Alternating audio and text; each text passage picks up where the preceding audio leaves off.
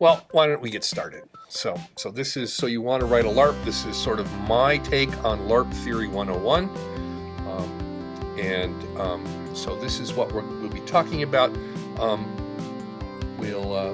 do a little bit of introduction, then I'll talk about the 12 rules that I try to live by, how to get started writing a LARP, size, shape, and duration.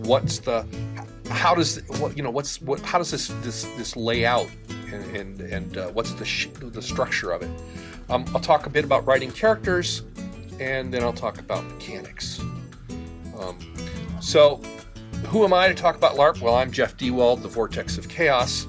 I have written at this point 16 LARPs, and I am the author of Across the Sea of Stars, which contains more than 30 micro LARPs in it. So depending on how you count, that can be more. And then Tales of Ern, which is the new one, has a number of small LARPs in it as well. This will be my 7th Build Your Own Game effort. I took part in the one that produced Collision Imminent, which is now run 12 times. And 2 years ago we did the barbecue here. Last year we did the Night Queen Princess Fluffykin Past, the all-cat game, which is now run 5 times. I was the con-chair for Intercon the 13th, and I have been involved in the Intercon convention every year since then, and spent a lot of time on the bid committee looking at games, looking at LARPs. And I try to play as much as I can. I try and play different styles of LARPs, different groups of LARPs, different people who write them, and I'm looking for a way to steal the best stuff that I can. So I urge everyone to do so. So when I talk about this, these are sort of the rules that I use, and they're rules that I've seen other LARP writers that I respect use. They may not be applicable to everything, but generally I find that they're true of just about everything I've seen out there. That you can apply these rules in some way, shape, or form. Now, that doesn't mean that you can't break the rules or bend them a lot if you're careful.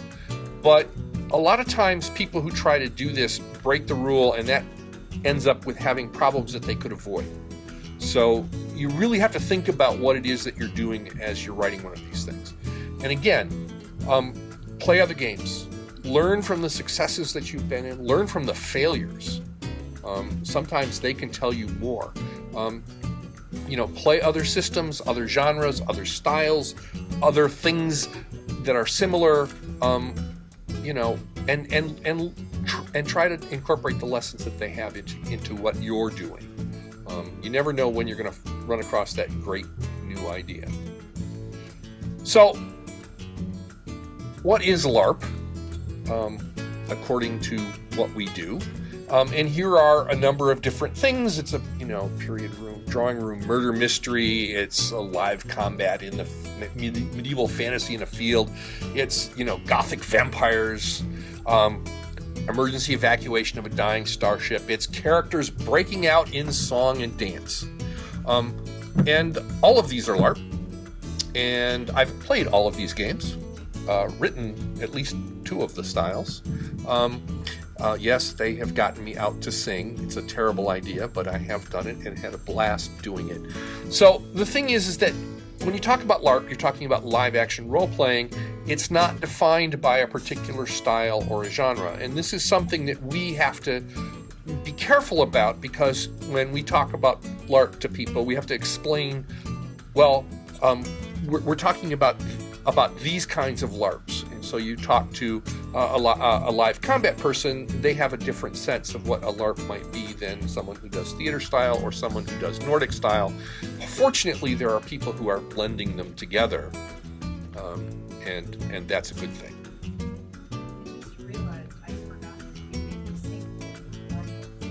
Mm-hmm. Yep. So, what is a LARP?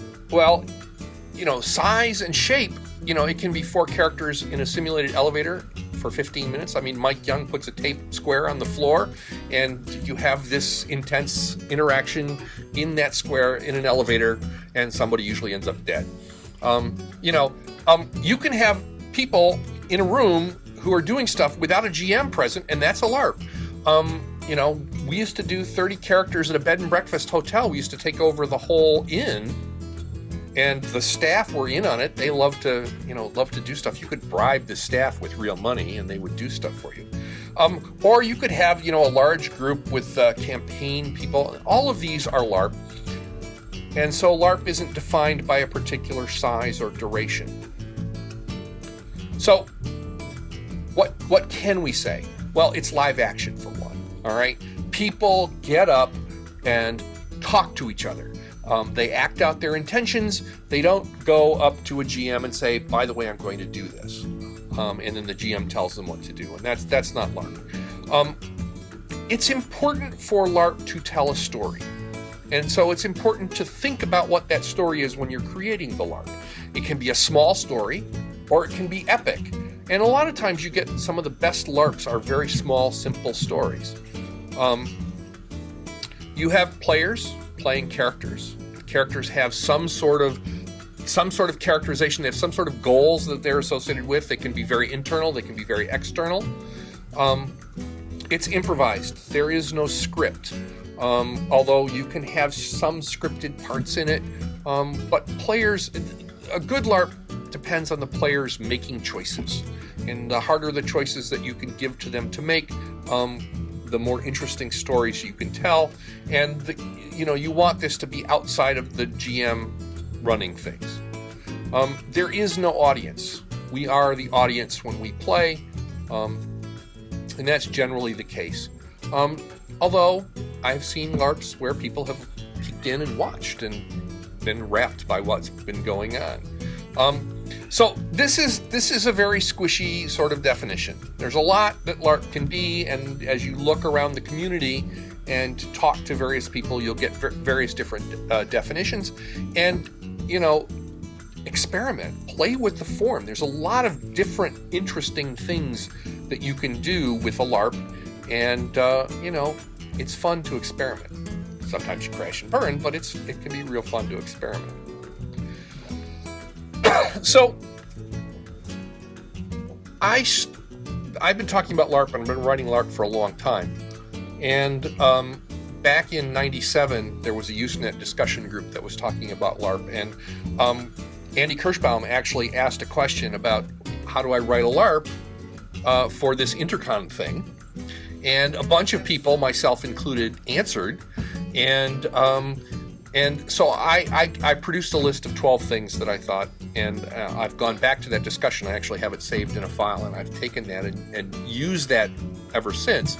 And these are sort of the guidelines that you probably shouldn't break. All right. First one, interesting characters. All right. I want to play a part. I want to get inside the head of another person and let them live for a while. All right. They should be rich and detailed, full characters, not black and white. Shades of gray make more interesting stories. All right. I love this quote from Robin Tunney from The Mentalist. He says, "Actors love mental disorders, dialects, and corsets. Give them one of the three and they're happy." And the same is true of LARPers, I think. It's a really good thing. And you have to give them some depth. You have to give them some meat to work with. You can't just have a shtick, all right? An accent is not an interesting character. A limp is not an interesting character. Being pregnant is not an interesting character. It's what you do around that makes it interesting. And you have to tell interesting stories too. It's not plots, it's stories, all right? They're not the same thing, all right? I want to know what happens to my character. I want to see some sort of arc that goes on. My life is a vortex of chaos. It's a tale. It's complex. There are events and there are people in it that have gotten me to where I am today. The character in the LARP should have some sense of that as they're going along. It gives the players a chance to know and understand who this person is that they're playing, all right? And you got to give them something that they can talk about in the game. I mean, beforehand, Tim and I were joking about Alameda. Tim played a character from Alameda with an accent. I mean, we do that to this day, but it gave him something, a hook, to hang the rest of the story around. We want to tell human stories, all right? Things that deal with life and love and loss and birth and death and success. And you can write some really great stories this way. And the trick is, you don't have to be a human, you have to write a human character to tell a human story. Dustpan the LARP has a cat's hairball as a character, among other things. There's not a single human character in the entire game, but the hairball is wrestling with issues of identity and loss and has a very poignant story. Its name is Gak Blurg, but it has a poignant story, all right? Far too often, we have people who want to tell stories about saving the world, and these have become cliche, they're overrated. Like I said, the simple stories, the very tight human stories are often much better. Give the characters something to chew on. Make them decide. Put them on the spot. Make them choose between two difficult or impossible options, all right? The black and white decisions are too easy. It's got to be gray, all right? And here's an example from something from a game called Tabula Rasa V2 that was my character. I had a sacred oath that I had been entrusted with, and by doing so, I allowed a war to break out, which, all right, do I do this? Do I let this war break out? If I keep my oath, this war is going to happen, and it's going to kill millions of people. On the other hand, if I break my oath, I become a heretic. I challenge the religious tenets that I have grown up with and lived with, and that all the people around me and that the people that I minister to believe in, and they're going to kill me if they find out that I've broken this oath. And I'm doing it to save nameless strangers. I'm not doing it for the people on the planet. I'm doing it for someone else. How do I do this in the midst of running around trying to prevent death and destruction from my people, many of whom have said, oh, you're being a heretic and we need to kill you for that. All right? That was a really good, chewy character. It was a decision that lasted for much of the weekend to try and resolve. I had great character interactions with a number of different people throughout the weekend as I grappled with this and as they challenged me about the decision that I had. And I had a good reason for each of the options. It wasn't, oh, yes, we can solve this and I'll just do this and everything will happen and all the repercussions will happen later. No, I had a real tough choice to make, and that was a great game as a result. And speaking of repercussions, there have to be repercussions, all right? If I were to pull out a gun right here and now, all right, and that would not be a trivial act, all right? I would get in a lot of trouble, all right? But how often does this happen in LARPs? I mean, I can't believe some of the body counts that I've seen in some of the LARPs. That, people just, it's a LARP, there's a mechanic, I can shoot a gun, I can kill someone, it's too easy. And nothing happens as a result with it. If you provide for repercussions, if you make it so that something happens as a result of what they do, then it makes the game more interesting, okay? Now, when I play a game, I want to have things to do, all right? If I have a shtick, I have a funny accent, and that's it, I get bored after a while. So I'm from the school that says you can't have too many plots, okay? Throw a lot of things in, let that happen, and if the player is tap dancing the entire game as a result of trying to resolve all of these things, they'll get to the end of the game and they'll go, wow, that was great. I was busy doing this, this, and this, as opposed to I stood around for 4 hours. Now, there is a player down south who was known in the community that you can't let her get bored because she will pull a game out and she will wreck the game as a result. So there were times in games when someone would go, she's getting bored, and everyone would go over to make sure that she wasn't, because that would wreck the game. And and you know, that was a problem. All right. Now, when I play a game, I want to be noticed. I'm there. I'm playing a role. I want to have an important part. Now, the trick we have is that not all players are equal. Some players are better at some things. Some players are better at other things. And so, as a result, you have people who have skills and some people who don't have skills. That doesn't mean that the characters shouldn't be more equal. All right. Everyone should have a chance to have that moment in the game where they say, I can step up, I can do this, or someone will come to me and they'll say, give me the answer, or I hold the important piece to the puzzle, and by doing this, I don't want to play third spirit carrier from the left, right? Because why? Why is my story not so important? I don't want to be that. And you really don't know. I had a friend, she is not a role player. All right. She's a wonderful, dotty old lady. I love her dearly. She's part of my family, and even though she's not blood. And I gave her the part of Jessica Fletcher, the Murder, She Wrote character, the crazy book writer who is always stumbling into murders and solving them.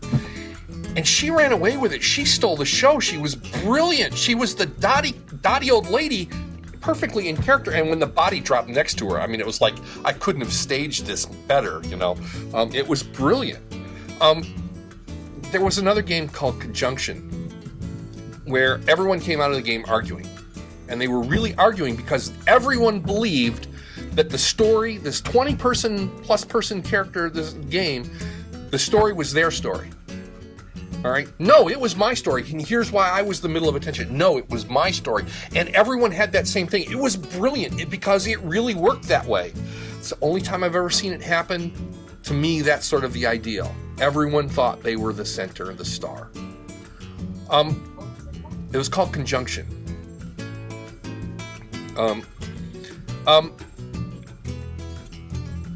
You want to try something different, okay? Everyone gets typecast. Players get typecast. Roles get typecast. LARPs get typecast. Plots get typecast. Cliche is boring, all right? I mean, we've all seen the king, the vampire prince, the boss, the head is dead. Now we've got to pick the new guy. We've all seen pregnant teenage angst. We're trapped in a house during a storm with a psycho killer again. Just as players need to stretch their role-playing muscles and try things, as a writer, we need to do the same thing. We need to look for chances to stretch and try new things. Again, this is a place where you learn from other writers, you learn from other games, you learn from other stories. You go and you play a Nordic game. You go and you play a tale-telling game. You try them and see what they are. And we need to do that as writers and as players. Now, you want to be the center of the story. You want the character to be involved in any case. But I can't tell you the number of times that I've played. I went to England and played. I was the outsider who no one knew in the game, and I was a crazy guy. I was playing this crazy guy because I had some crafty scheme that I was trying to get across. And I look at the character sheet and go, what? No, there's no way. No one's going to talk to me 2 minutes after I open my mouth. And indeed, that's what happened during the game. And I finally managed to pull some people in, but it was really hard. And I could see the whole rest of the game going on around me. People were clearly involved, they were clearly busy, but they weren't talking to me. And so I wasn't having as much fun. Similarly, I don't want to be the person who is abused by everyone, all right? I played the owner of a hotel on an island. This was Return to Borgora. And I was ostracized. And the first thing that I did was my character did something stupid. It was written in the character sheet. It was stupid, and I knew it was a problem. At which point I broke trust with everyone in the game. So they didn't want to talk to me. And I got bored. And it turned out that that there was a nuke on the island, and we found the nuke and we put it in the safe. And I was so bored by Saturday afternoon that I told the GM, I said, I'm going to go off and on the Jeep and go sit and think somewhere on the island because I don't want to be here. I'm not having fun. And that's when everyone realized that I was the only one with the key to the safe with the nuke. At which point there was a panic. But it wasn't fun for me. It was. You want to make sure that every character has connections in the game. All right. Give them some reason to talk to each other, right? And not that there's a nuke in the basement. I want to succeed like everyone. I want to have a chance to win in some sense. I want to be able to meet my goals, reach my goals. You can make it tough. And some of the best games I've ever had are when the odds have been really stacked against me, but I had a way to make it happen. And that's fun when I can do that. Now, if my character is only there to be the mustache-twirling villain, and I'm going to go down in for a big fall, and I have all these goals, and I don't stand a chance, that's not going to be a lot of fun, unless you tell me up front. Say, yes, you're going to be the mustache-twirling villain. We want you to have that big scene as everyone comes around to get you in the end. And that can be fun. In a sense, it rewrites the goals of the character, because I'm the mad villain. Yes, I want to blow up the moon. I want to build the nuclear reactor to power the device to blow up the moon. I have all these things, and yes, I know they're going to get thwarted, so I can do it in a way that is amusing and fun for me and for the others. All right? And that can make me a better challenge for the other players and make the story better. All right. You don't want the player to be rewriting the goals in the middle of the game, right? And you also don't want to change the rules of the game halfway through. If I have a set of goals that I'm trying to accomplish, and then the game changes dramatically halfway through and all those goals suddenly evaporate, that's not interesting either.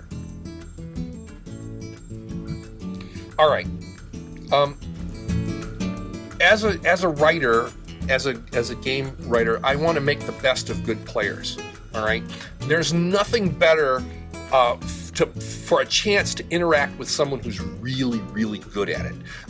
I know in my case it makes my play better, and so I want, as I'm building the game, to build the game in a way where I can allow those players to bring other players up and make them stronger. So I want to have connections in the game so that regardless of how I cast it, I'm going to get those chemistry things happening, hopefully. Some of them I can plan because I know that person X is a really great player and I put them there and things will revolve around them. But sometimes they'll happen because, like I said, the dotty old lady friend of mine, she just happened to be in the right place. It was brilliant what happened around her, and people were rising to the occasion of this thing. So you never know where these things are going to come from, which means you want a lot of interactions between the characters. Give these things a chance to happen. I call these people phone book players. You could hand them a phone book, and you would have drama and angst just with the phone book because things would happen. All right. Now, the last rule is I want to play without any interruptions. All right. When I get going, I don't want to stop. All right. I love role playing. I love doing this. And if I have to step out and stop because I have to play rock, paper, scissors to resolve something, and that's going to break my concentration. It's going to break the scene for me. If I've got this deck of item cards that I have to whiffle through and I'm going to drop them on the floor because I'm a klutz, that's a problem. It breaks the role playing, it breaks the mood. So, if I don't have to do that, that's better for me. Now, not everyone believes that, and I've had many good arguments about people who do this. But as far as I'm concerned, the great moments that I've had when I've been LARPing have been those interactions where there isn't a mechanic in sight, all right? I am confessing my sins to the Pope in Tabula Rasa, and I'm confessing my heresy and having to explain why I killed her son. That was a great scene. There were just the two of us. It was really intense. It was wonderful. Painting the canvas as a Toreador vampire with the vampire hunters on the other side of the thing, keeping the easel between me and them, was a wonderful scene. Not a single mechanic in sight. I was actually painting, and that was cool. The triangle with Guinevere and Lancelot and me as King Arthur in A Lullaby at Broadway 3 was brilliant. The rest of the game, we didn't know what was going on. They were singing and dancing and doing stuff, but we had this fabulous game. Not a single mechanic in sight. So those are my sort of rules to live by. And so now let's talk about LARP. You have this brilliant idea. Yes, I've got this thing. I've got a title, I've got a prop, I've got a setting, I've got a genre, I've got something that speaks to me that says, I need to write this. But that's not enough, okay? And there are a lot of times I hear people go, I have this system, I have this mechanic, and I just cringe, because that's not enough. And in fact, it's the wrong way to start. It's an easy place for people to start, but it's the wrong way, because you really need to have a story to start. You're telling a story with characters. That's where you need to center yourself. Now, you want simple, all right? You should be able to give the elevator pitch in 25 words or less. What is this story about? All right? Collision imminent is a horde of passengers trying to escape from a dying starship, and the crew is trying to help them. It's Starship Titanic. All right? People get that story. All right? The Idle Hands of Death is an archaeological expedition in 1921 that has interesting people coming to see what these archaeologists have dug up, and there's a murder that takes place. Classic murder mystery story, right? That is a nice place to start from, because you have a story, you have an idea where you're going to frame this. All right, and I love the title Idle Hands of Death. That's where I started, because yes. If I can't get a groan out of some of my titles at times, No, not the worst. But it gives a place to start, okay? And you say, oh, but I've got all these great character ideas, and characters are important, and you definitely need to jot down your notes. It's so much easier now. You have something that you can, all sorts of applications to help you do this, but characters are not enough. And so consider these three characters.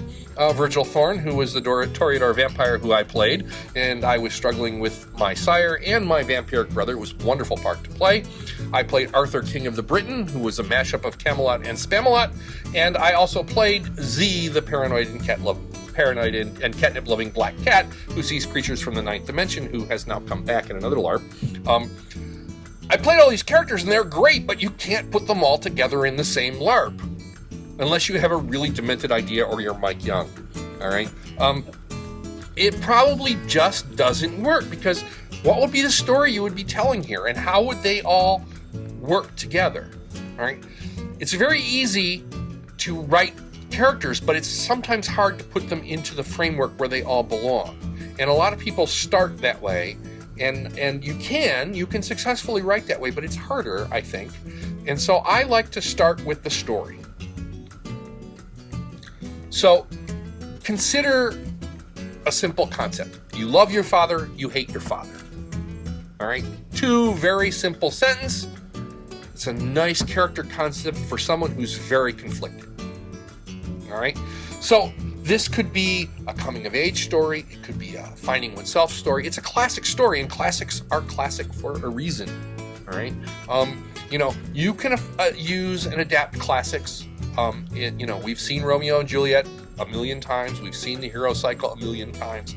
If you bring something new to it, then it's interesting. But the more important thing is there's conflict. All right? This person is in conflict with themselves. All right? That means there's drama. All right? There's a choice to be made. It having the choices is key to the whole operation here. All right. It's an interesting character. It's a child of some parent or parents. But the important question you have to ask is, what are they going to do in the game? All right. You don't want them getting bored. And frankly, standing around in some kind of mental anguish, might be fun for 5 minutes. 10 if you're really into that sort of thing. But before long, you're going to get bored because there's no interactions going. So what do? You need a list of to-dos. What am I going to do in the game? All right. Now, character ideas can help you to build this list. All right. But they aren't necessary. And in fact, the other way is true. If you have a list of things that the character has to do in the game, it will suggest to you things about that character. All right. So clearly, in this case, there's a conflict with the father. And so the to-do list might be doing something to get approval from that father. Alternatively, the character might do something knowing that it might risk disapproval, but still has some important reason for that to happen. So in this case, the to-do list might be host an event so you can demonstrate that you have some competency to your father, you have organizational and leadership skills. And that's a good to-do because it involves two characters. There's the father and the child. All right? So you say, but that's plot. All right? No. Plot is driven by the actions on the to-do list. All right? It's not the same thing. All right? And in fact, the plot can be driven by the actions of the to-do list on all of the characters that are involved in that plot. All right? Hosting an event by itself is not a plot. All right? What happens at the event, that can be driven by plot. It can be driven by many plots going on. Hopefully, there are a lot of things that are happening at this event that are interacting to cause trouble for the child and the parent, right? So you can think about potential plots, and that can be good to define to-do items that can be then distributed to the characters in the game. Now, hosting an event is a part of a goal or a set of goals. The child wants to be good. The father might say, well, I don't know. I have to see how this is going to go. And there's a choice, a decision that the father has to make there. That's an interesting thing. Now, once again, being pregnant is not a plot. I've seen it too many times. Now, giving messy birth to the demon child mid-game, it's a bit cliche, but it is a to-do list that you can put on a character's list. All right. So the question is this enough? All right. So if you had a child character who was hosting an event, wants the father there, the father is there, waiting for the event to happen, and no one shows up, this could be a LARP. Maybe last 2 minutes or 5 minutes, but it could be an interesting thing here. You could write backgrounds to shape this and then turn two players loose and have an interesting experience as a result of it. All right. Okay, but how do I do this? How do I really make this fly? Well, I work with the golden triangle. All right. And I do this all the time. I want someone to have a conflict. I want someone to have a decision. And so I have a person at the top who is conflicted about, do I do this thing, whatever this is? And I have one person on one side that says, you should do this thing. And I have someone else who is equally weighted there, roughly, that says, no, you shouldn't do this. And now I've got three characters who are talking to each other, who are doing things that are going to drive a decision, a choice for one character. All right. So let's take this example and go back to our story. So now let's add a second child. The second child's concept is you hate your father, you love your father. Same two sentences, just flipped, but it suggests a very different experience between those two characters. All right. So now we've become, a sibling rivalry character. Father always loved you best. That's another classic story, right? But now we have another to-do list for the second child. The second child is saying, I got to make my brother, sister, whatever, to look bad. And now there's another to-do for the first one to say, what's my brother, sister, whatever, what are they going to do to screw this up in front of dad? I have to stop them from doing this. So now we have a real triangle, right? The father is going to decide based on the reaction of the two siblings. Now, in the description here, there's nothing about the details about any of the children. And so depending on what we want to write, those details can drive the story in different directions. So consider the ages of the characters. If they're the same or they're very different, consider the genders of the children. All right? They could be different. What happens if each child is from a different mother? That's another kind of story. It all depends on what the global story is that you're trying to tell, how this fits in, how this works together, and are you thinking about themes that you're talking about through the case of the story, through the whole sense of the story. And so you can build using this. Now, all right, so now if the first child has a star-crossed lover, right? So now I have to introduce, that character has to introduce the lover to the father. All right, so now there's all sorts of possibilities here, right? The father, the lover, and the second child could have a triangle, right? The father doesn't want to, father wants to know, who's this person that my child is having a relationship with? The lover doesn't want the history to come out. Okay, there's something there. So now the second child says, oh, I got to find out more about this person so I can reveal the dirt, right? So now I have this, find out this person's history. It's another triangle, can drive the second child. And again, time period, genre, gender of the lover, all of these things and more can make very different flavors in the creation that you're putting, trying to put together. So, good, and this is fine, but there is a common mistake that gets made with this, all right? Find out the lover's history, all right? It's often, I've seen this happen, or it's more general as find the MacGuffin widget, all right? And these are things that are intended to drive plot, that people write in their games to drive plot. And a lot of times these things fail, and it makes the players nuts in the process and can wreck a game. So if I were to walk up and ask the lover, says, do you have a sleazy past? They're going to lie to me, right? If I go to another player and ask them a question, well, they might not have read that part really closely in their character sheet. I don't know, and I can spend a long time. If there are 20 other players in the game and it takes 3 minutes to figure out a subtle way, and 3 minutes is not time for subtlety, but a subtle way to ask the question about this, then that's an hour I've spent in-game trying to figure out about the sleazy past, which I may or may not find based on what people have done with their character sheets and what people's motives are, which comes to the conclusion that information has to exist in more than one place, all right? And there has to be a way to get at those places, right? So if it exists in 5 places, but it's not going to get out from any of those 5 people, you haven't solved this problem. All right. So here's another example of this. All right. So I was in a game where I find the MacGuffin widget. I am to find a map. All right. I'm following a clue chain for a sequence of things that's eventually going to go where I need to go. So I have to find this map. And the players all had it, but it wasn't like a map.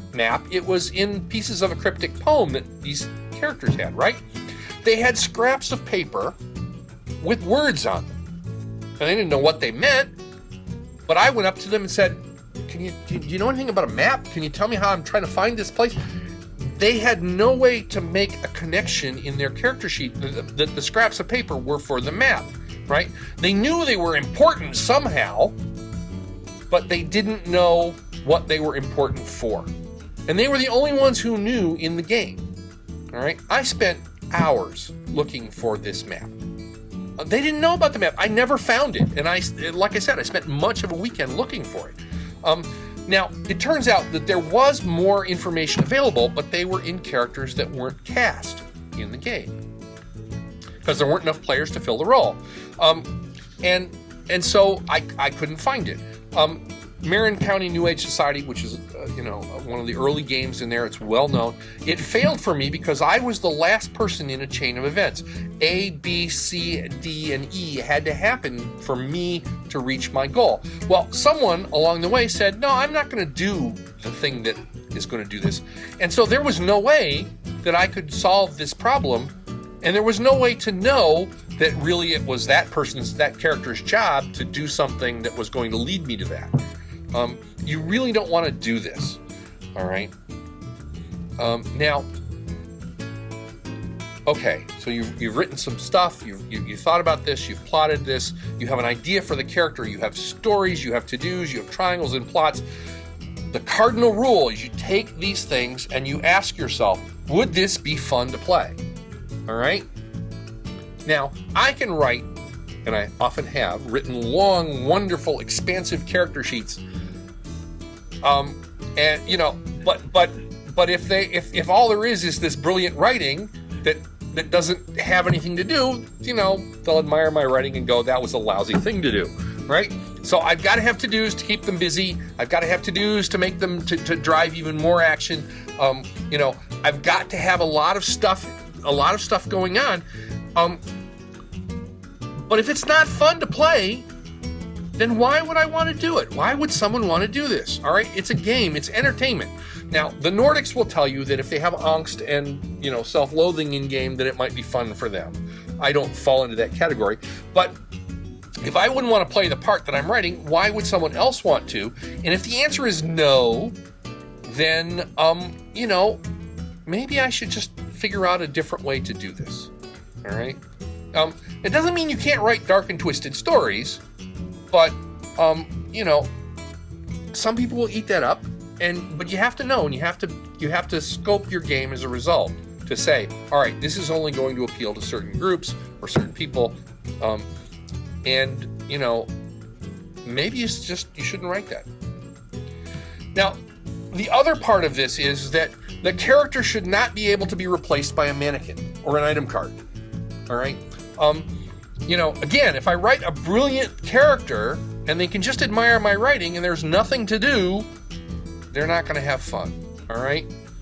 So again, to-dos, to give the player something to do, to-dos to bring action to those characters. You know, there should be this web of interactions going in all directions so that everyone is involved and everyone is busy, and that if I happen to replace your character with an item card, then I have got a big hole in the game, right? Because that item card can't do the things that I want you to do there. All right. So I'm a believer in you can never have too much plot in a thing, and you have to expect, regardless of what is going to happen, that some plots will get dropped. They won't happen the way you think they're going to happen. But if you have more than enough to do, everyone will have fun. All right. So I have this to do, and I say, oh, well, I have to simulate something. I've got this engineering task, or they're working their way through a bureaucracy or something complicated, and the to-do looks reasonable, but it's really about solving a puzzle. All right? Now, some people like puzzles. Some people just, you know, they really get psyched by them. Some people hate puzzles. Some people are really terrible at puzzles. That regardless of how hard they try, you know, they don't want to do this. All right? So why is it fun for them to sit and try and solve Sudoku puzzles when everyone else is interacting and talking and fighting and arguing or whatever? I'm sitting there at a table, right? Now, if the puzzle is a good one, all right, then it's not bad. Now, the Curse of Whately's Moonbase, the puzzle was you had to get the air system working because the oxygen in the moon base was bad, and they had this refrigerator-sized thing with PVC pipes that you had to plug into the right things to get the air flowing through the system. And people were, this is really cool, because there was meters going and things to say if they were right or wrong. It was a really cool puzzle, a hands-on puzzle that involved several people thinking and looking at it. That was a cool puzzle. Landing the ship, we were driving in an RV around Chicago in the dark, out of radio contact with the base. There was someone trying to solve a video game puzzle on the RV while they were driving us around, and we were interacting in character as the thing was bouncing. No, the driver was one of the GMs. Everyone else was in character, and it worked really well. All right, that was a cool thing. All right. Consider a to-do that says break into a safe and steal the secret plans. All right. Now, this is in a game that I wrote, and I was the GM, and the player who came up to me, he was playing a safecracker character. He came up to me and said, I go into the office and break into the safe. What do I find? Now, in all of the other games that he played in, that was a perfectly reasonable experience, and he expected me to figure out something in my head and hand him a bunch of item cards and say, this is what you find. And I said, I don't know. And he looked at me kind of funny. I said to him, you'll have to find it and tell me. Because there was really a safe in the game, in a real office space, with things inside of it. And at that point, I didn't know who had been in the safe and who had rifled it, so I couldn't tell him what was there. And it made more of the game for him more of a challenge, but it just totally threw him. All right? So having the ability to do something hands-on is really a cool thing. All right? Now, consider the experience of actually having to do this while risking getting caught, right? There's some adrenaline going because they have to now figure out a way to sneak off down the hall, find this space, go in, find the safe. Opening the safe, they had the safe cracking ability. The safe said you can open this if you have it, and then finding a bunch of stuff inside and having to rifle through it to see what was relevant for you. Takes time, takes effort, and you never know who's going to walk in that door behind you. And in fact, another player in the same run told me that he was in the safe, which was in the bathroom at the time, and someone was walked into the room, so he jumped behind the shower curtain and was cowering behind the shower curtain as someone came into the room, had a conversation, and left. All right? He said, this was great. He says, my heart was racing the entire time because I was almost caught. And what's more, you put a lot of crap in the safe. All right? I had to go through all of this stuff to find the thing. And then when I got it, it was this big folder. It wasn't an item card. I had to hide this for the rest of the game. All right? Out of this experience, he had a great time. All right? So if you can do this, that's a good thing to make happen. If you can again make the to-do actually physical action, that's a cool thing. Now, you want to keep them doing things until the game is done. You don't want to write a to-do that says, find a way to leave the game. Because it's a big mistake, it's easy to make, and you won't even recognize that you've done it. All right? Someone will sit there and go, I really shouldn't be here. There's no reason for me to be here anymore. And so the best and most logical solution is for me to leave. Well, if they do this 3 minutes into the game, everything you've worked on, all the to-dos, all the interactions, all the people who are depending on that, they would vanish. So, and if you say, no, you can't leave, even though that would be stupid for you to stay, then you just annoy them. You make them angry because now they're stuck and they go, but that's dumb. So you need to give them a stronger reason to stay in the game. All right, something that's going to drag them there. Now, if everyone has the goal to leave, then you can bend the rule, and if the game ends when they all succeed, that works.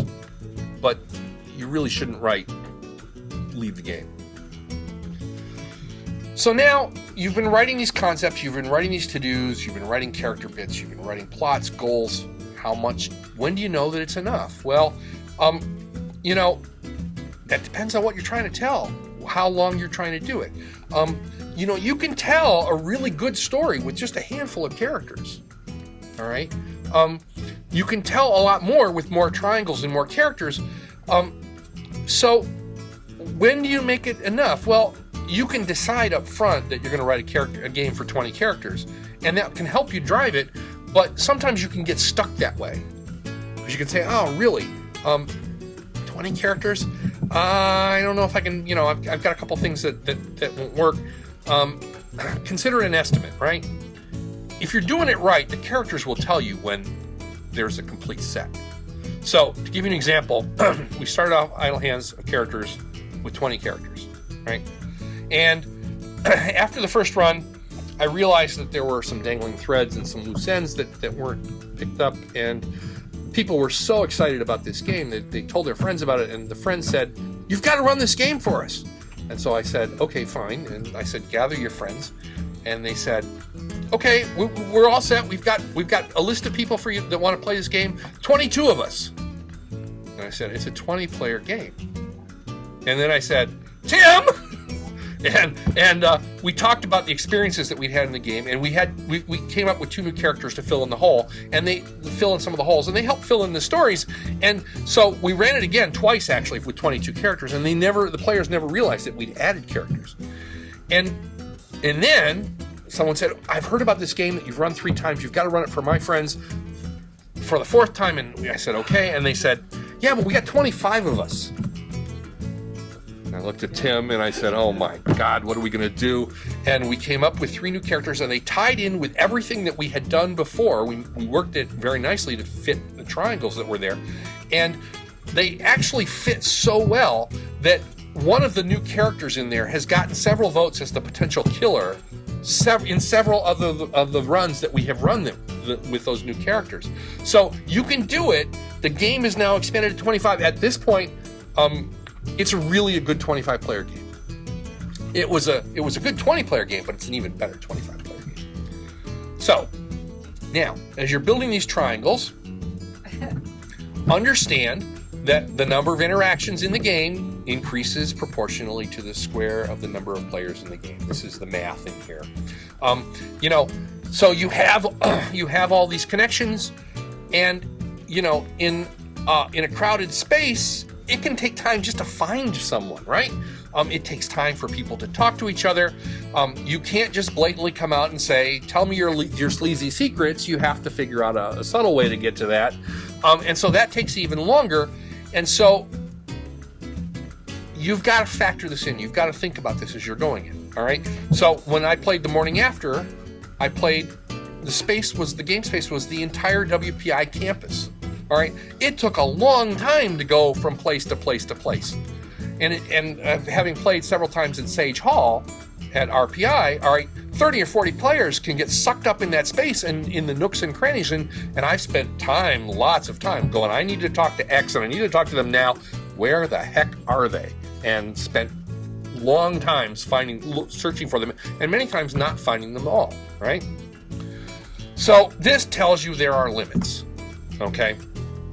You can only expect a certain number of connections and conversations in a given amount of time, and roughly this seems to set a reasonable limit for the upper size of games, right?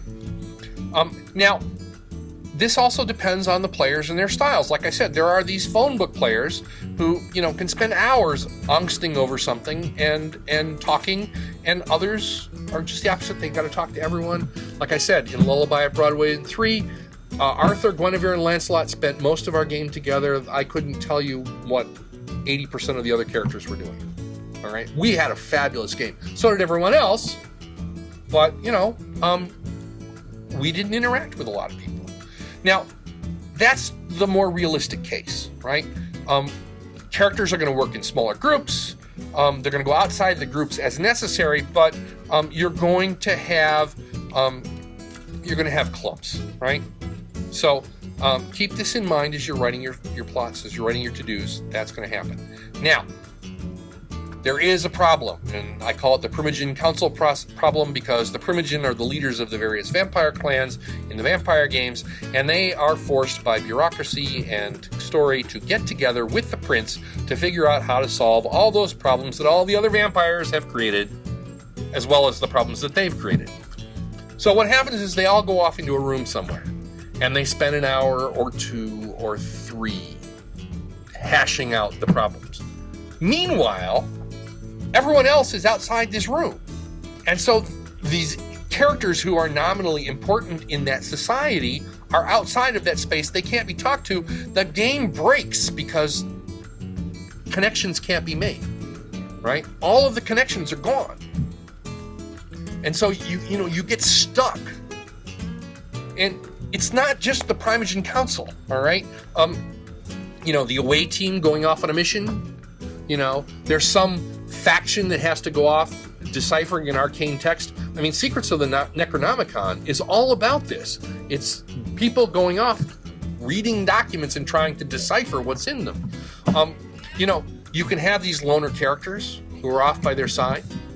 You can have uber plots where there's this one overarching plot that sucks in 60 or 70% of the game. Well, those 30% who are in the uber plot, they're bored.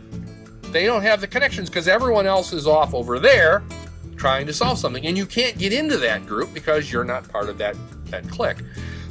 You can have this happen with a big combat bubble, right? Where some group of people are fighting, and they're playing rock paper scissors or describing their advantages and their disadvantages to try and resolve some conflict, and there's a GM or 3 standing in the middle of this, and it takes them a half an hour to do something that nominally in game time takes 6 seconds, right? Well, you can't talk to them in the middle of this combat bubble because they're busy. So you got to try and avoid this. This is an easy trap to fall into. So, and now you say, well, all right, so I've got this 20 character game, but I can't always get 20 characters to play this. So what do I do? Well, you've carefully built this web of interactions and to-dos, and now you've torn a hole in it. Some of the information that you've planted will not be accessible. I mean, those maps, for example, right? You can go back and fix some of it, but that's hard too, and it's hard to plan for this sort of thing. Now, you can do it, but it's difficult. And a lot of people have done this by writing an extra character. I'm going to write the 3rd spear carrier on the left so that if I get an extra person, I can do this. Or I can cast someone in that role, but that's not a fun experience, right? And sometimes those characters can be replaced by item cards. The players will know, too. Why am I getting a second-rate character? The character should be equal and integrated throughout the game. And you have the same problem with characters who get killed off in the middle of game. All right? Murder mysteries are hard to write this way because someone's dying. All right? Now, frankly, I don't do this. My games, Idle Hands of Death has to have 25 players in it to run. I just can't do it without it. And that's tough, but, sometimes you have to do that. Okay, so let's talk about this now. So I have 12 characters. They've told me what they want to do. I have a good idea for the game. I have this web of interactions. I have a list of to-dos. How long does this game run? We're all faced with this, if we're bidding for Intercon or something. How long is this game going to run? Well, that depends. All right. Is everything that is going into the game put in the game at the start of the game? In other words, when I hand you a character, that's it. That's all you get during the game. Well, that tells me something. If there's something that's going to happen in the middle and I'm going to add new information, like an amnesia game where I'm going to get my memories back, that changes things too. If I'm using mechanics where I'm going to have this mass battle at the end of the game to resolve the fight against the evil villain, that's going to take time too. All right? If you are inserting information into the game, that takes time, right? Information takes time to propagate through the game, especially if some people have a reason to hang on to it tightly, all right? You can do this, and you can make it happen, but you have to think about how this information is going to flow in the game and how long it's going to take. And then you say, okay, this is going to take 2 hours or 4 hours or 8 hours or 12 hours or whatever. And you're probably wrong. You're probably way off. I've rarely found a game that couldn't be compressed in time to make it more pressure on the players to resolve and do the things that are going on. It also prevents those laggy periods in the game where if you have a lot of time to do things and you're chasing people all around, you get tired, you get bored, you get whatever. There are lulls. If you give them a lot to do and they can't always accomplish everything, then it makes them choose. It gives them, I've got to prioritize. Yes, it's really important that I find out the sleazy past of his lover. All right. You have to write to-dos that aren't going to get finished. And you've got to write them and know that they're not going to get finished, but that's not bad. That's not a terrible thing. You really want to leave the players wanting more, all right? Think about the games where the GM is called game wrap and you go, oh, that was great. I just managed to solve it, as opposed to the game where those 4 players are off in the corner trading cards or something, resolving because their plot is lasting longer than the other 26 players in the room, that's a problem. All right, so compress it, right? Now, when you do this, don't skimp on the other parts. There are things that you have to do as part of the game. You have to set up the space, right? You got to roll the stuff in. You got to get the game laid out. You got to get all the pieces there. You're going to start later, all right? Players are scum. Tony Mitten's great rant on players are scum. They will be late, or they won't show up. You know, you probably need to take phone numbers. I do at this point, where it's like, tell me the number that you're going to be at so that I can call you and find out why you're not here now. All right. You're going to have to give a game briefing. You have to explain the space, anything that's tricky or mechanics or whatever. You want to be short, but you got to be thorough. And you certainly don't want to bore people with, well, yes, if you had +1 here and +5 here and, you know, multiple combat, then, you know, no. You may want to wrap when you're done. You may want to have people talk about their stuff. That can go on way too long. It takes time to clean up. All right? You have to plan on this, especially if you're running it someplace like Intercon, where you have a fixed time and place to run. All right? So now you're writing characters. Okay? So you have the to-dos. You have the ideas of what the characters are. Now, how the game runs is going to depend on how these characters see their goals. All right. So if I have a to-do and my character is a tarnished saint, he's going to do something one way. If he's a depraved sociopath, he's going to go at it a really different way. All right. So now you have this set of goals and a set of to-dos for the character, and you have some good ideas about them. And so now you can start writing about them, and you can listen to them as they tell you about themselves, because they may surprise you. There have been a number of times when I'm sitting down and I have an idea in my head about the character, and I'm sitting there typing away, and the character says, oh no, I'm not going there. I have this other way to solve this problem. And I have learned to trust my instincts when this happens and let the character tell me what they're going to do.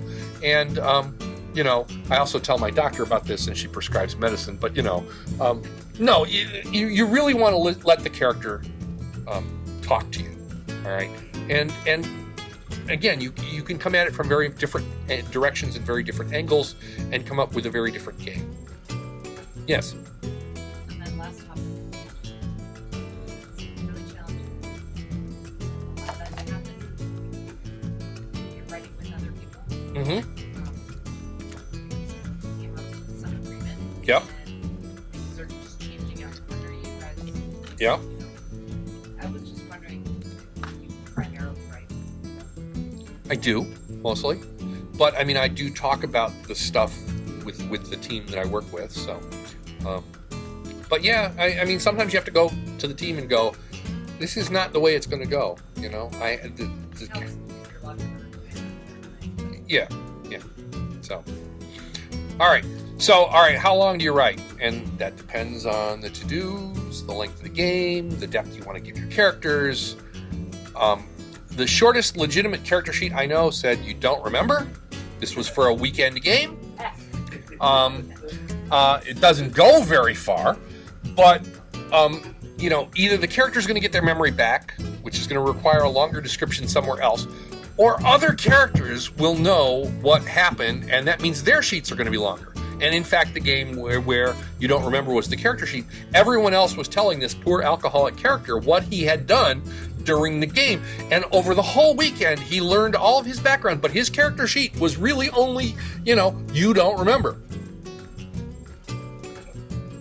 Now, 3 sentences can totally work. There's a game called Focus, the generic LARP. There's a wonderfully rich environment. There's an archetype that people have to play, and you have 3 sentences, and you can go and you can play for 4 hours with that game and learn about the environment based on what's there. It's wonderful. I had a great time in the game. Now, on the other hand, I had 3 sentences for Slave Girls of the Terror Dome, which was completely incoherent and not connected and didn't make any sense. And it was a terrible, terrible game. It wasn't really a game. It was just a walking disaster. You had 3 sentences. Yeah. Wow. I had 2. So, boy, was that bad. So, all right, so you're going to write this character information. Where does it go? All right, so typically it's spread into several pieces. So I'm going to consider a Three Musketeers game, and I'm going to talk about D'Artagnan because he's a character we all sort of know. And so from the most specific stuff, we'd expect that to be in his character biography. As we get less specific and more generic, there might be things that are introduced in the game with contingency envelopes or arrival information. Here's another piece of material that you get when you show up at the game. By the way, deal with it. There might be blue sheets, something about musketeers or, French court politics. Or there might be stuff in the public materials that everyone sees, sort of a common history and that sort of thing. All right. So where do I put this? All right. So it's clearly easier and more private to put the useful and specific information into the most specific materials. All right. So if I know D'Artagnan is passionately in love with the Queen and how he feels is not something publicly known, I don't want to put that in a blue sheet. All right. Not a good idea. If it's relevant, it really belongs in the biography. Okay. Now, how you do this can affect the gameplay. So consider Armand, who is given a contingency envelope that says, "Open this up when you meet Esmeralda." All right, now I was playing this, as Armand, I met several characters, and then it was introduced to Esmeralda, and I introduced myself as I had to all the other characters, and then I said, "Oh yeah, there's an envelope," because I forgot, and I opened the envelope, and it says, "You guys were lovers long ago." I was like, crap, I just did that completely wrong. All right, that's not how I would have greeted her, right? There's a lot of material that's in there. If the relationship had ended well, there's one greeting. If the relationship had not ended so well, there's a different greeting. And that interaction between Armand and Esmeralda is important, but it's also important to the characters around Armand and Esmeralda so that they can see what's going on there. They can see that there is a connection, a deep connection of sorts, and they can get a sense based on what's there about how that connection works and how it functions, right? And in fact, if you saw the botched introduction and didn't see anything more, you could come away with the wrong idea, and that could have an effect on your game. So, if it's relevant, it belongs in the character sheet, and the character sheet has to contain all the relevant information to play the part. Now, it doesn't mean everything's right.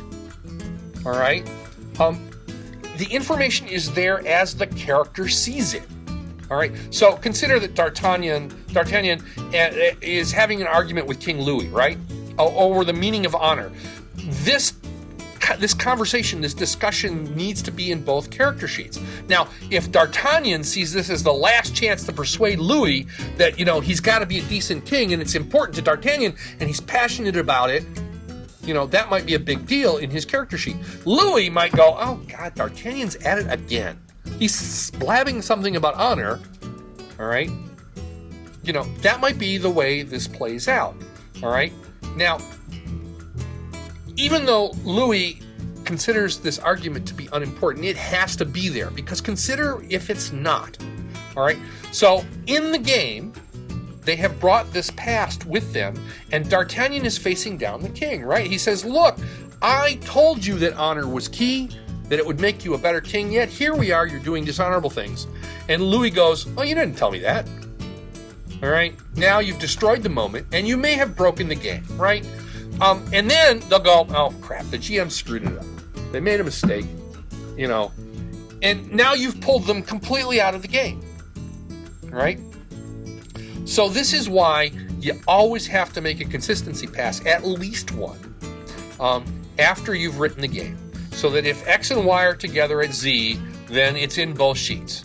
Now, if you're like me, when you're writing the game, you've seen these character sheets for hours at a time. You've read them a half a dozen times in the last 3 days.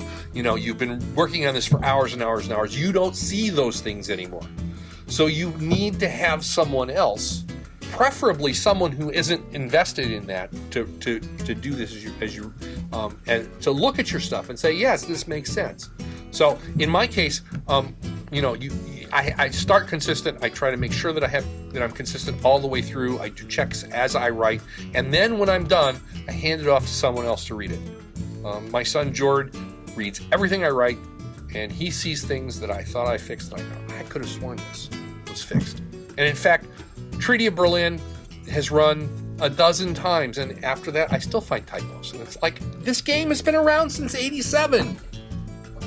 How did I not see that? Now, once you've got all the pieces in place, you want to embellish. You want to add some stuff to it. You've got to give the players something to talk about when they're first getting together. I grew up in Paris and loved to walk through the Latin Quarter, smelling the aroma from the bistros, watching the tourists as the maitre d' competed for customers. All right, may not have anything to do with that, but it's a sense of place in the game. It's a sense of how this character feels about things.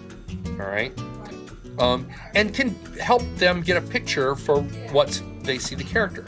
Right now, sometimes you can give these things, these little bits, something to share between characters in these quiet moments.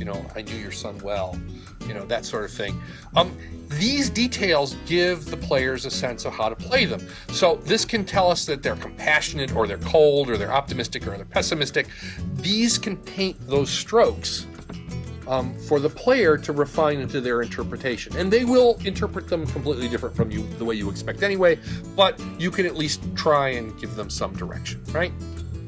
All right. Now, sometimes you can push information into blue sheets, this common information.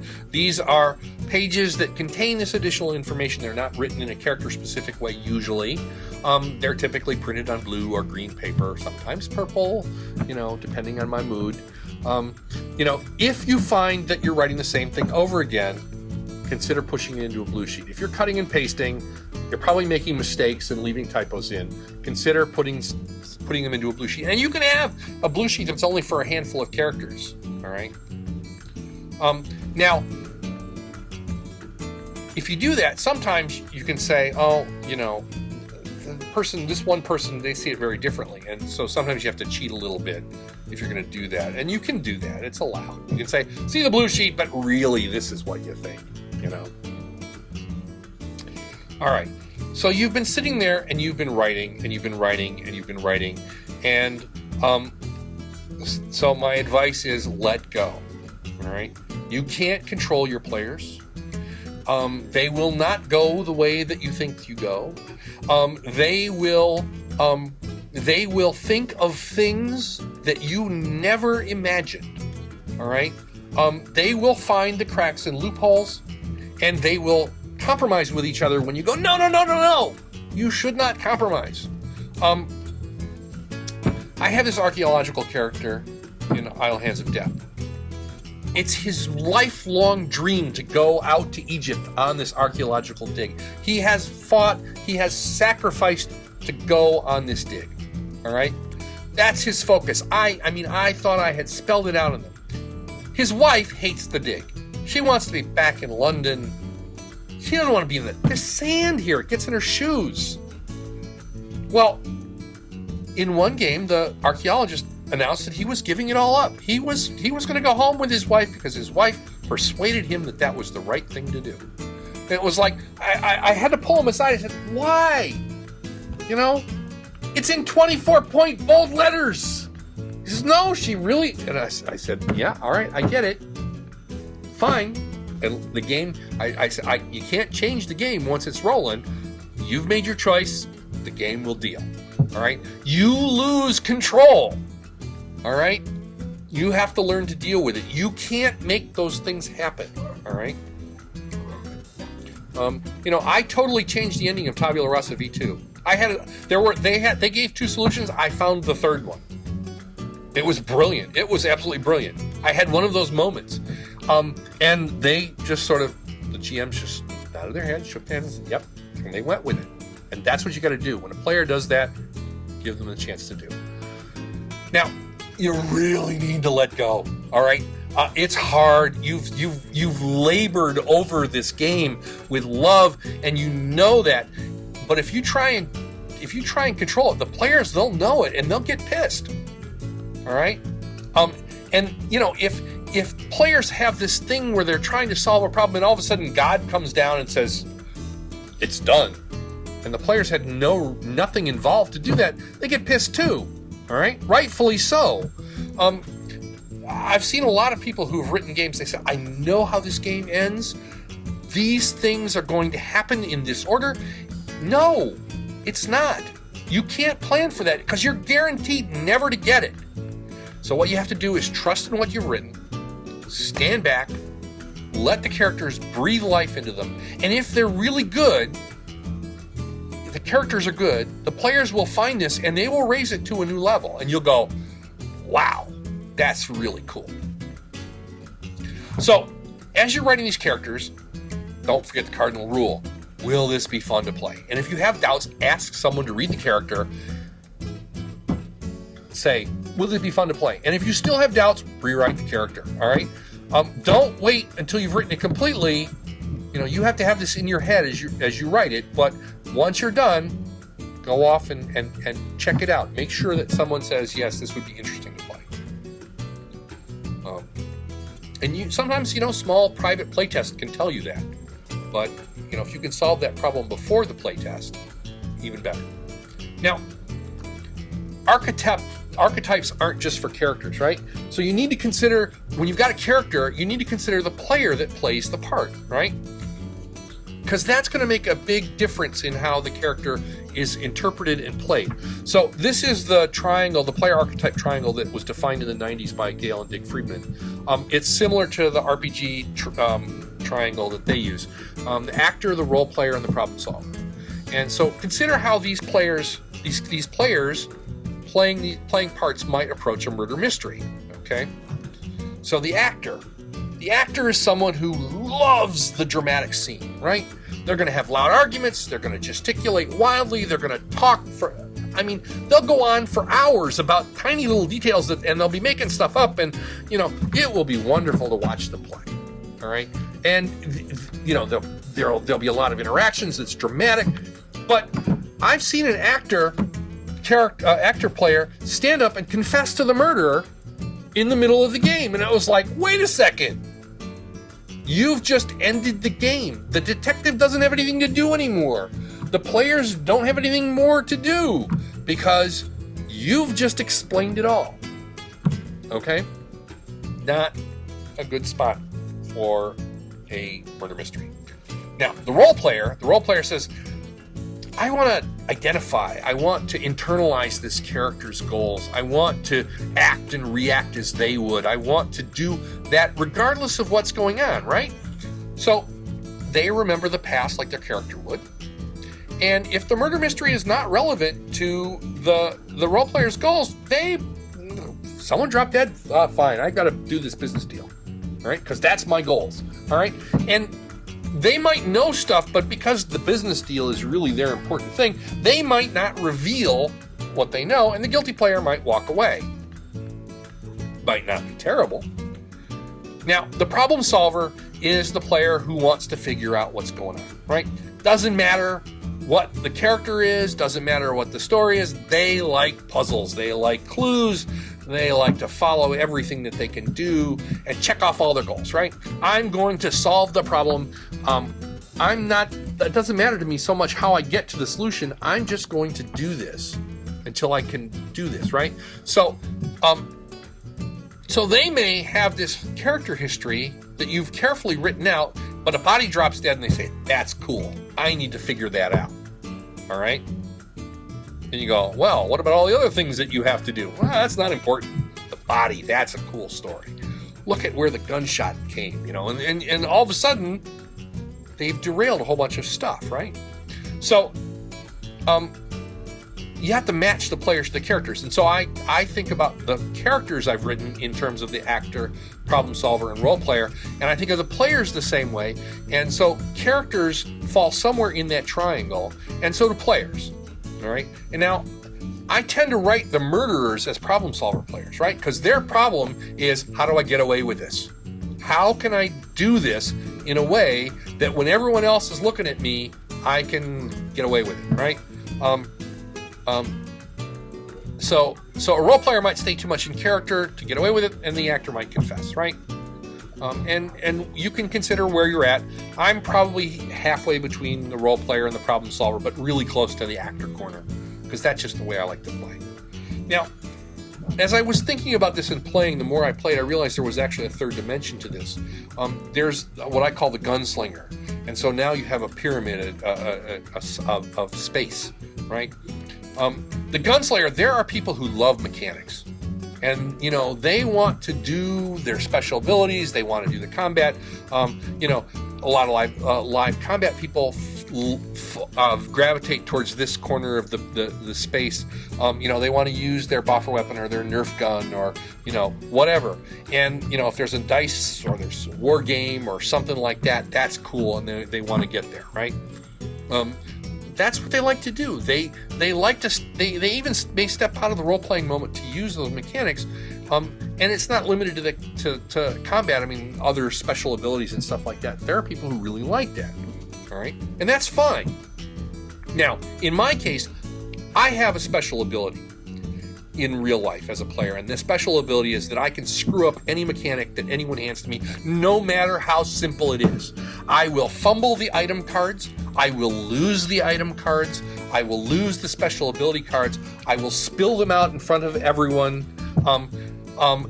I can't add, subtract. All my mathematical skills go away when I'm in a LARP. So I really fall as far away from the gunslinger as possible. There are people like that, all right? So let's talk a little bit about mechanics, because, you may have gathered I'm not a big fan, all right? I think that they interrupt the flow. I think that they break the mood. They create time bubbles where players you can't get at them, where connections are broken. They take time to explain. On paper, in the blue sheets that you hand out. They take time to explain during the game briefing. They take time to run, and oftentimes they need a GM standing there to get right. And that means that mechanics suck up the GM time, right? You may not have enough GMs as it is, but now you've got players who are standing in line waiting for a GM to figure out what's going on, and nothing can happen while they're doing that. You can talk to Mike Young, and he will tell you a story where basically the entire game was people waiting in line to talk to the GM to do something, and while they were doing stuff at the front of the line, they wanted to do things that would affect people in the back of the line. Well, then they had to get in the back of the line to go through the whole process again. Terrible horror stories about this. If I really wanted to play a tabletop or a war game or something, I wouldn't be at a LARP. I would be at a tabletop game or a war game, right? So, all right, well, but I still want to do odd things, all right? So the first question you ask is, why are you doing this? All right, what are you trying to accomplish in the game? What is the purpose for this? And how does it satisfy the story that you're trying to tell? All right, there are reasons to be able to do odd things, all right? So the first thing is you can say, I'm not going to do them at all. I'm going to write my story without them, and you can write great games that way. The second one is to say, all right, look, if they want to do something weird and odd, it's GM sanctioned mayhem. They go to GM, figures out what happens. There are no cards, there are no statistics. It's in the GM's head. The GM says, fine, I'm going to go. This is what happens. If that's not enough, keep it as simple as possible, right? Don't let, just imagine me sitting there trying to figure out your mechanics, and I'm fumbling through ability cards, and I'm looking up things, and I'm struggling to make things happen. Can you make it as simple as possible? All right. And simple can be really, it can make the game flow quickly, and won't break things up too much if you do it right. Okay. So, wow, but I got this really cool system. All right. I can't tell you the number of times I've heard this, right? People who say, yes, look, okay, fine. That's fine. And it will be okay, but no system survives first contact with the players, right? So, if you've got a system, write it down. Do it well before the game, right? Find people who have never heard of your system, all right, who have not been in any of the meetings, who are not experienced with these things, and say, look, I'll buy you a beer if you come try this out or something, right? Then brief them like you would for the thing and playtest the system and watch how they flail with it, right? Lather, rinse, repeat, all right? Fix the problems, repeat the playtesting with other people, and keep doing this until it works or until you realize that, no, this is not going to work and give up. And either one is a viable option, all right? Now, if you've got this system, make sure that you have GMs, enough GMs in the game to handle this. If it's just you and there are 20 players, that's a mistake, because you will not have enough GM resources to handle the mechanics. And in fact, you might have extra GMs there just to handle the mechanics. And you got to make sure that they know the system, because it's terrible when the players come up and say, no, you're doing it wrong. All right? So remember, item cards are a mechanic too. Okay? I've had stacks that are, 3/4 of an inch thick, right? And so I'm struggling through this, right? Now, imagine I go through the stack and I pull out a card that says Holy Hand Grenade of St. Antioch. I hand the GM the card and say, I'm going to use this. As opposed to actually getting handed a Holy Hand Grenade of St. Antioch and then seeing that there's a Vorpal Bunny on the other side of the room, and now I have to lob the, that was really cool. All right. So if you can do that using real props, real facsimiles, then that's good. Now, unfortunately, we live in a different day than 1997, right? It is much harder to get away with fake guns and weapons and bombs and drugs. People get really freaked out about them. So, thou shalt not freak the mundanes. So you have to be really careful about this, all right? Now, there are a lot of things that you can do. If you're digging in soft soil looking for body parts, that's a cool experience, If you're disassembling a nuclear generator, pulling the parts apart, that's a cool thing. Even if you just have a big folder full of secret information you're trying to hide, that's a nice thing. And you can do good things with real props in-game. Now, there was this group out there, and I won't name them, and they loved their props. They could build props and make things that looked cool, flashing lights, blinky things, brains in a jar, old scrolls and texts and documents. And they went around teaching about this, and they were very good about it. And they built some really cool things. But they confused that cool prop with a to-do or a plot, and it didn't help the players, because we were all standing around trying to figure out what to do, and the brain in a jar was bubbling, but you can only talk about the brain in the jar for a few minutes before you run out of things to talk about. So if the stuff, the to-dos, the plots, the characters can't stand on their own in a bare room, doesn't matter all the props, all the set dressing in the world, they aren't going to help you, right? You've got to have the character stuff. All right, so I've been talking for a long time, and I'm going to come to some conclusions now. So we've talked about the core of what it takes to do good LARP, which is applicable, I think, to a lot of different flavors of games, right? If you're running live combat or a horde game or a serious murder mystery or any of the other styles, these rules apply. And there are other things that you can do, but think about these as you're writing whatever it is that you're writing. Keep the rules in mind as you design the game and as you write. And start with the stories, what the characters are going to do, so that people are busy. And like I said, I draw triangles all the time. I create the web of interactions, I create the decisions, the choices, the to-dos, and I'm always asking, would this be fun to play? Okay? Always, always, always. Would it be fun to play? And again, you can write some really serious, dark, and depressing stories that are interesting for people to play. All right? And they're fun. All right? And you can write some really involved games that are they're not fun. So why do it? Why spend all that time, right? As you're doing this, keep the game in your head, as you're talking to your team or whatever, draw pictures, put Post-its on the wall, whatever it takes to understand how this game is going. You can't predict how things are going to happen in the game, but you can consider that the people are going to clump up. Can you keep it so that people are changing and moving around and mixing, that it's not people going off into a room and talking for an hour? You got to have consistency. You've got to have consistency. I've seen too many games that trip up based on this, and it's something that you really have to work on. And once you've done this, let it go. All right. Once I get to the start of the game, that's the end of my control. I can steer things a little bit sometimes, maybe, but I'm not going to try to do that. All right.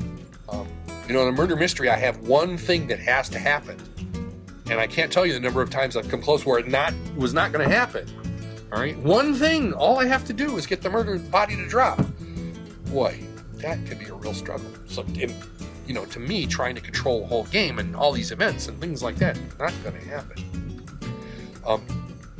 And the same is true of the players. The players, let them go, right?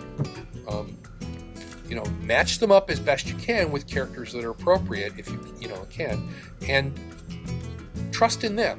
They will take it and they will find something interesting to do, and they will find something clever, and if you've written it well, they will step up and do some amazing things.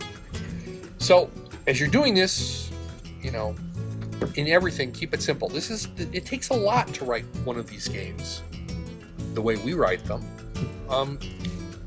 Simple, elegant, that's good. Less is better sometimes. I know that's quite a bit of irony coming from me, the writer of long character sheets, but if you can eliminate some stuff, especially in the mechanics, you're probably better off. Now, it's always going to take you longer to write than you expect, so you give yourself plenty of time. If you rush and try and wait for the last minute, you're going to fail. I have now come to the point in my life where I will not bid a game or announce a game until it is done and ready to run. All right. With that time, you can do all of the things that you need to do. You can bounce ideas off of the other writers. You can have them read your stuff to say, no, Jeff, that's just totally insane. Don't go there. Because you're going to write goofy things. I mean, 1 a.m. with a cat perched on the keyboard, strange things are going to come out. Sometimes they're good, but sometimes you just sort of go, what was I thinking? And you really don't want that to happen in the game.